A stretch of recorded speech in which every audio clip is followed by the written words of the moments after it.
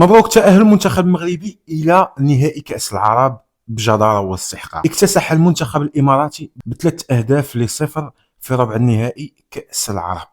وما نساوش أن الإعلام الخليجي قبل المباراة كان يتغنى بالمنتخب الإماراتي، وكان كيقول بأن اللاعبين المنتخب الإماراتي أكثريتهم برازيليين وأرجنتينيين وبرتغاليين غادي يحققوا الفوز على المنتخب المغربي بسهولة. ولكن يا عزيزي المشاهد، المنتخب المغربي بقيادة طارق السكيتيوي قدروا يجرجروا بهم الأرض، قدروا يكتسحوهم على مدار 90 دقيقة، وقدرنا نربحوا هذا المنتخب اللي كيتغنوا به الخليجيين غير بمنتخب الرديف ب3-0. كانت تقدر تمشي النتيجة الأبعد لولا الظروف. وما نساوش كذلك أن المنتخب المغربي كأقوى دفاع في البطولة، مسجل عليه بيت واحد ضد جزر القمر، ولكن هذاك الهدف حتى هو كان عكسي، يعني ماركيناه علينا.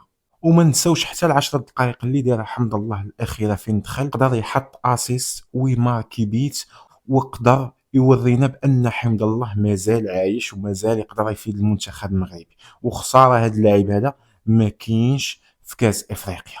عيب وعار ان هذا المنتخب كامل ما كاينش فيه حتى واحد في اللائحه ديال وليد الركراكي، وهذا الشيء عيب وعار. الناس كتخدم كتجتهد كتضارب، وشي وحدين 3 شهور 4 شهور كاع ما عندهم كاع الجاهزيه وكاينين في اللائحه حقاش باسبور عندهم حمار. مع الاسف ان الجواز السفر الاخضر او جواز السفر المغربي عائق حتى في الكرة القدم المغربية. وما نساوش كذلك نتشكروا الإطار الوطني طارق السكيتيوي، مدرب كبير. ما كانش شي منتخب شدو وما قدرش يمشي به النهائيات، ما كاينش شي منتخب شدو لحد الآن وما وصلوش النهائيات وما بقاش كيخلع به الخصوم. وما نساوش هاد اللعابة هادو داهم غير من البطولة، أكثريتهم واحد 90% غير ولاد البطولة. وشوفوا شنو دايرين في العرب اللي خاسرين الملايين ديال الدولارات. وهذا الشيء كيخلي طارق السكيتيوي كيتفوق على وليد الركراكي واخا عنده المنتخب الاول. انا من هذوك الناس اللي كتامن بان طارق السكيتيوي يستحق ان يذهب للمونديال 2026. هذا المدرب هذا كيعرف كيفاش يجيري المباريات رغم الظروف القاسيه.